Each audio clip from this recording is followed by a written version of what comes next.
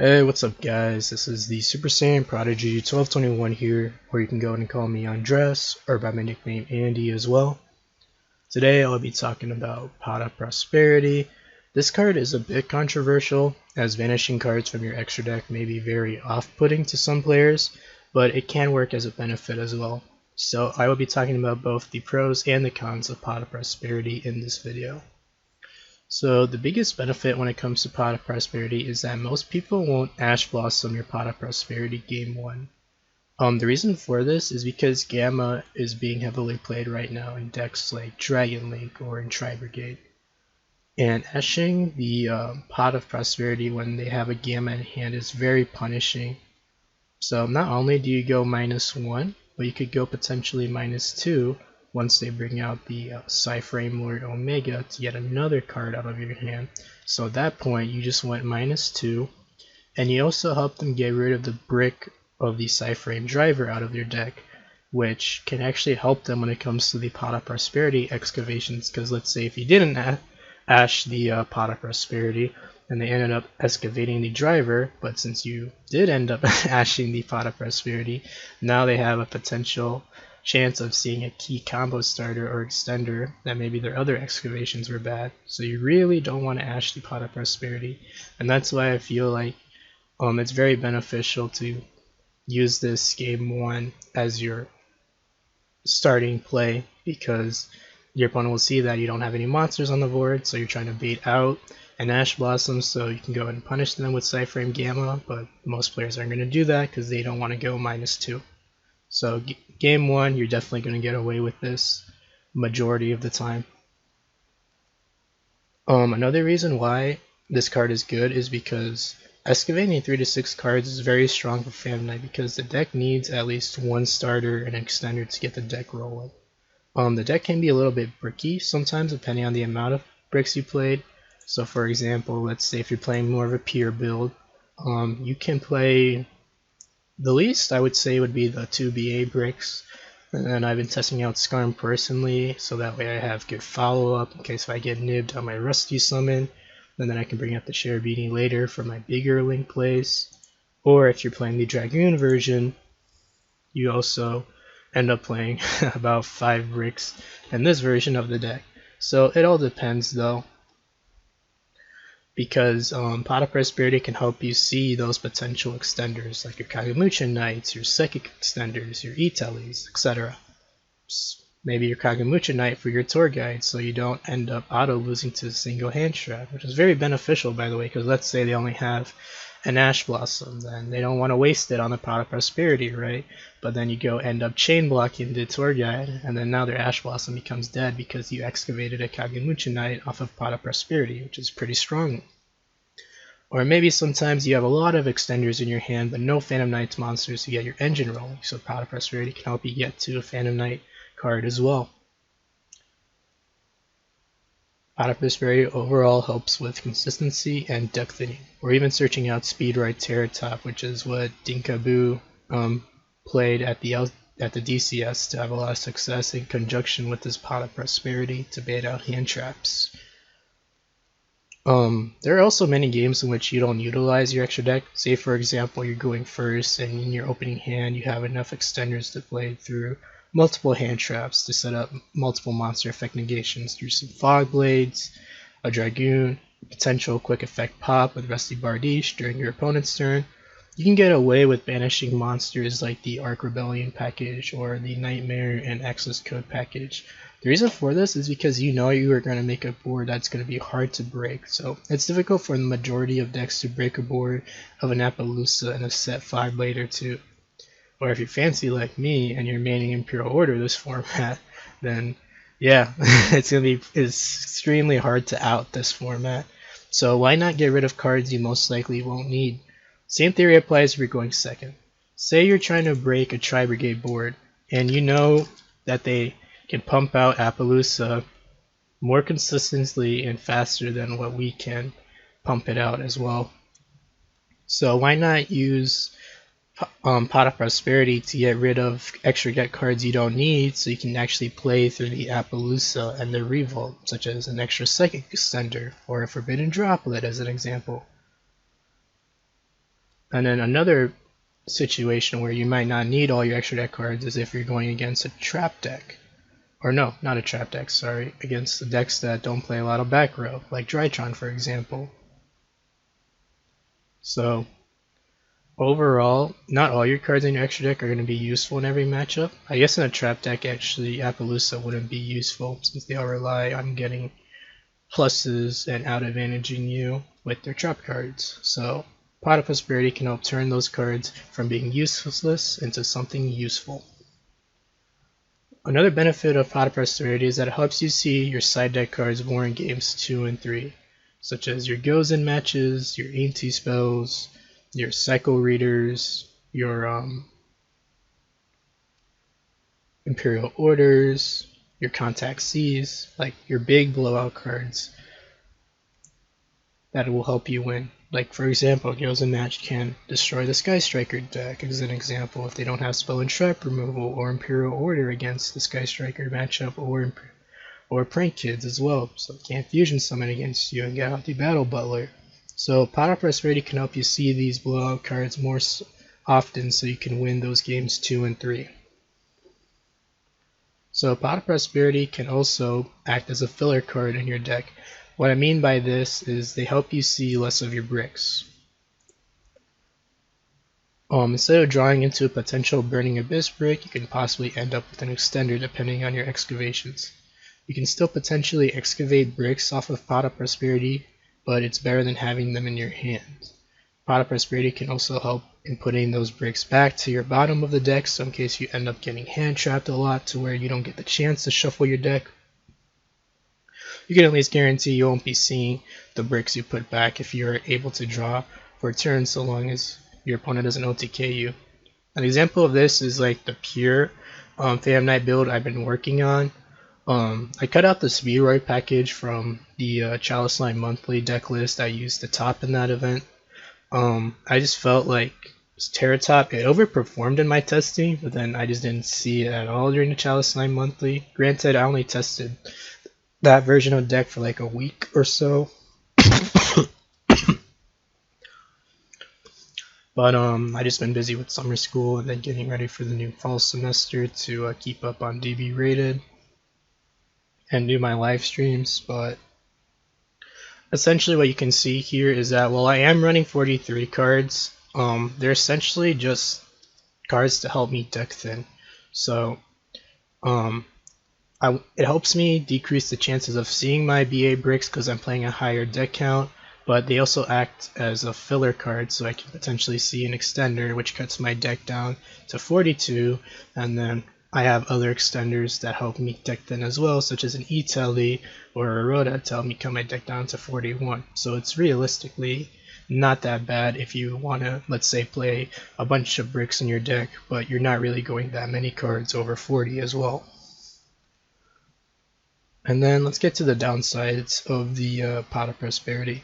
So it can be a double-edged sword at times in games 1, since you don't know what you're playing yet, so you could end up banishing a card that could be good later on in the matchup. An example of this is, say you banish the Time Thief Redoer because you're thinking you're going to be playing against a combo deck like D-Link that special summons a lot,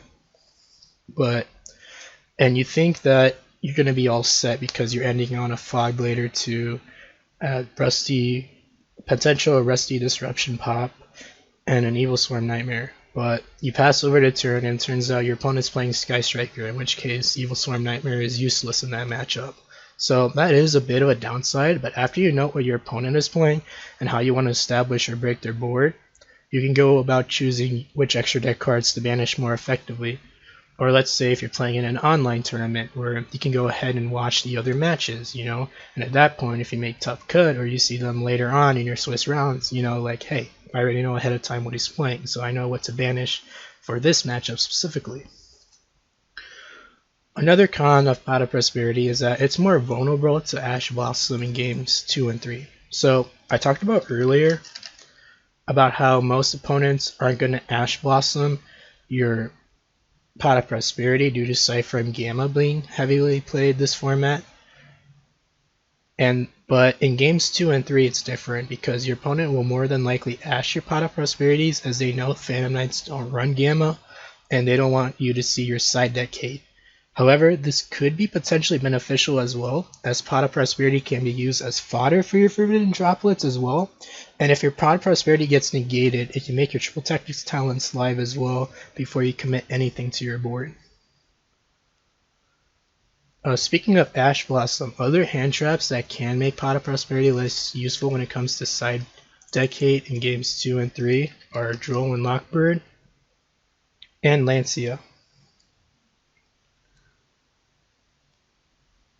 Especially Lancia, since your opponent knows that you don't run Gamma and Phantom Knights, they'll shotgun the Lancia in like your standby or draw phase or whatever. Well, before your main phase, basically.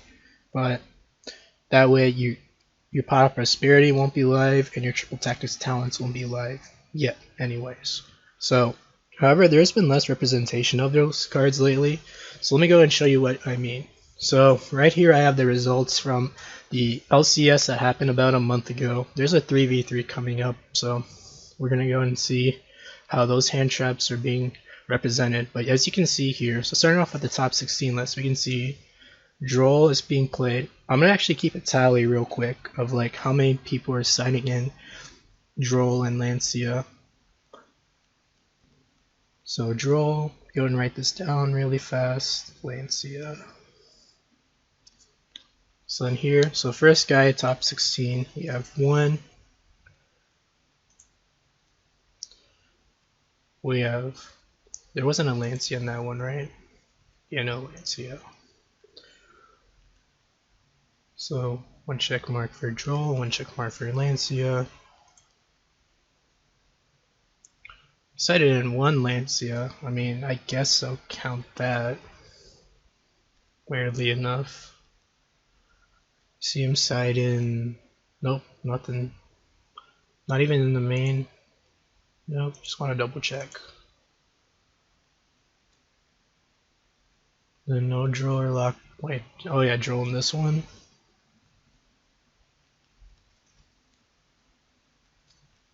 So we're up to 4 Droll and 3 Lancia right now.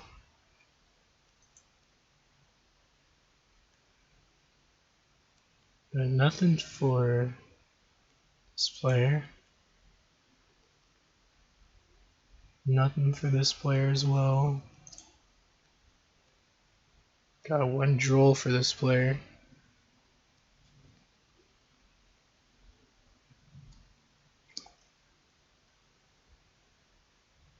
Alright, so that's the top 16. Yeah, just want to double check to make sure there wasn't any Drolls. The main deck. Really quickly.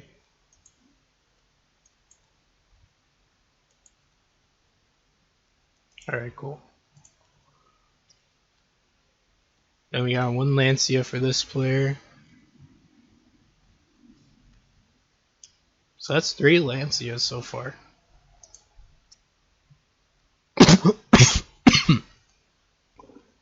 Sorry. Yeah. So right now we're at 6 Drolls and 4 Lancias actually.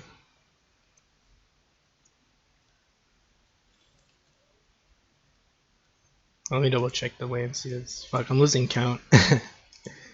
That's 1, 2.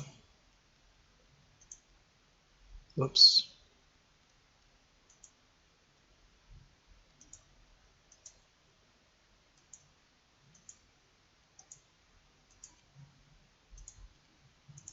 Yeah, I just want to double check. Yeah, I have 4.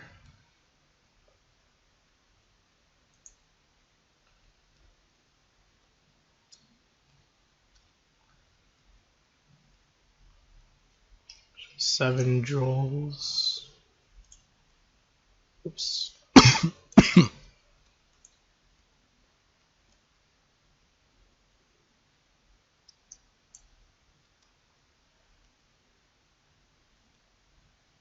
I got 8 Drolls so far, then 6 Lancias. Oh wait, shit, I'm double counting that, fuck.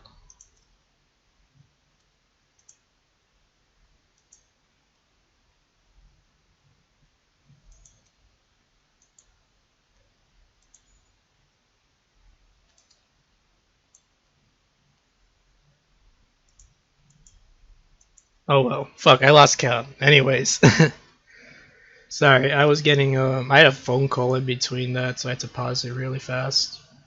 But yeah, so we can see Droll being heavily represented, and then you saw there was some Lancias in some of their builds, but less than half, I would say. And then let's go on to the DCS, which happened about a week later. So for this event, I'm going to start off a new tally. Hopefully I don't lose count in this one, because this one's actually in order, which I like. It's more easier to scroll through. So, no drawer Lancia for this guy. No draw for Dinkaboo. Alright, we see 1 and 1.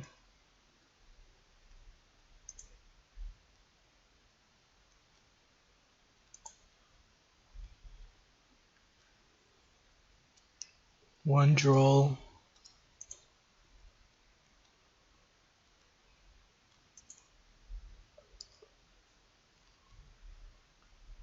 One Lancia, one draw.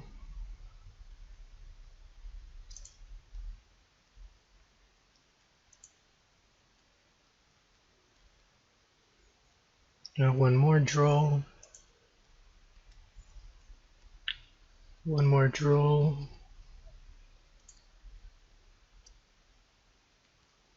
Another draw. Then one Lancia.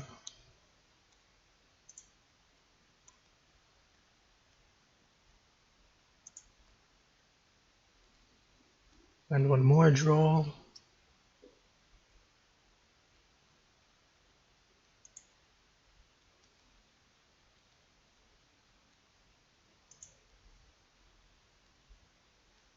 Joel in the main. It's interesting, so count that.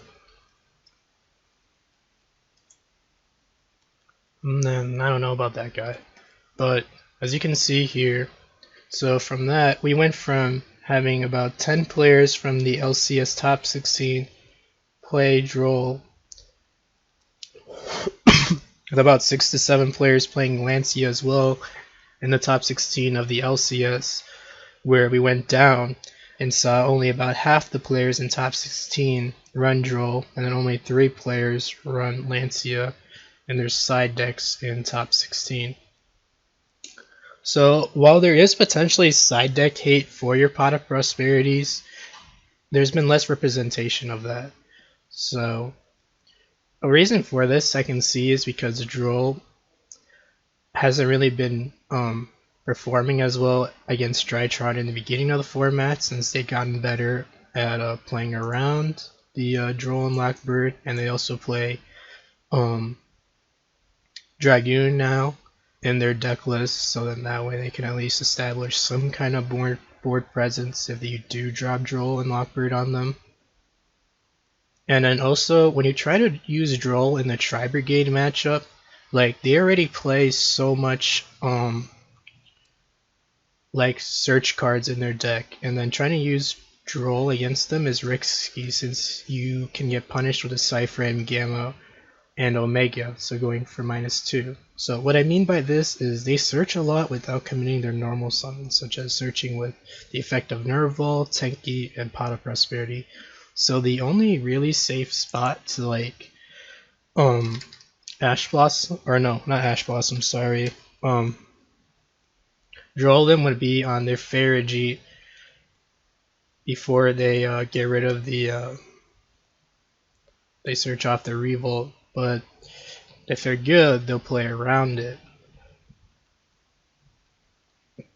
But also at that point, if you're just dropping Droll on Lockbird, it's not really that high impact, since you're only really stopping like 1 or 2 searches of that deck when they already put up a lot of extenders on board in order to potentially make an Appaloosa, or by the time they want to use one of their lake monsters to search off, they'll play around Droll at that point, because they'll bring out the Appaloosa on summon and then trigger all their effects to search as well.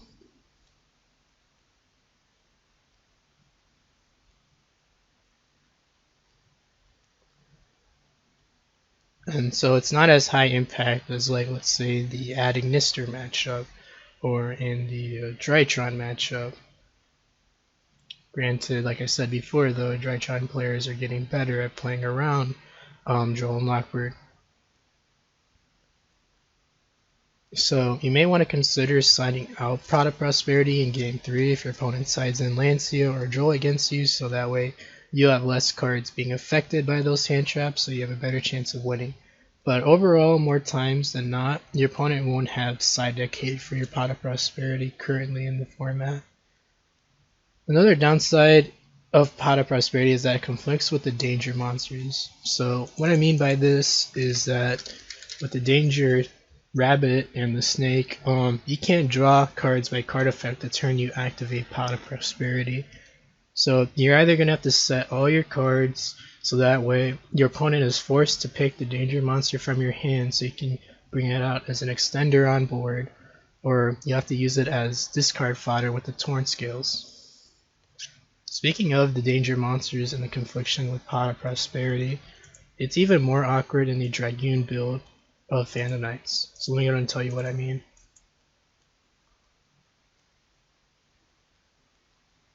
Let's pretend this is a Pot of Prosperity.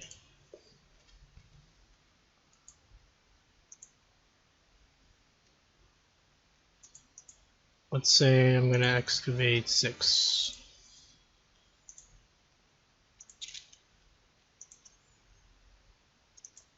Okay, let's pretend that Torn Scales isn't there. I know it's good, but let's pretend we didn't get the Torn Scales.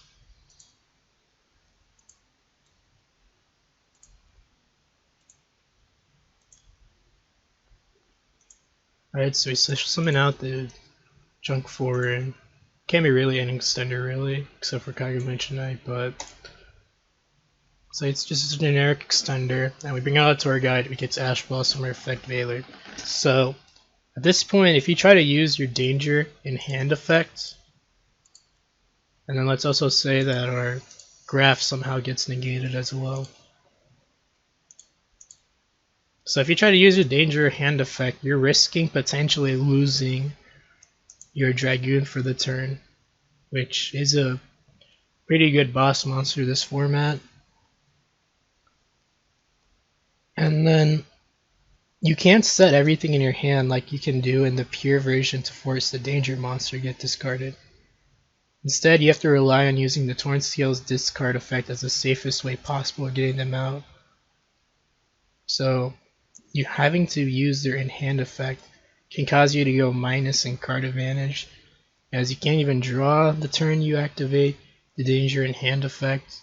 Granted that it doesn't get discarded, but if it's another Dragoon piece, that could be potentially even worse, because then you go minus in card advantage and you'll lose access to the Dragoon package itself. So, speaking of the Dragoon package, the card can conflict with the ability to OTK as well, since the Dragoon build can break boards in OTK due to burn damage Dragoon is able to put out, and then attack for game after that. But if you use Pot of Prosperity first and clear your opponent's board, you're only going to do half damage. We're not like Dinos where we can still OTK through Pot of Prosperity like they were able to do last format. But if you end up clearing your opponent's board and you've established a good board control at that point, then you're still in a winning position to prevent your opponent from beating you. So while it does slow your time of winning by like a turn or two, if your opponent's able to clear the board and gain control of the game, it's not that big of a downside, as it put you in a winning position to where you can still win the game even if you can't OTK, but you establish control of the game. So overall, I feel Pot of Prosperity is a very strong generic support card this format. The current format is slower compared to last format, where I feel that it's not always necessary to OTK your opponent as quickly as possible in this format. You can also afford to shotgun Prosperity in the beginning of your turn, as most players won't ash you due to the potential of going -2 with Cypher and Gamma. Also, there's not a lot of side deck hate being played in this format to counter Pot of Prosperity.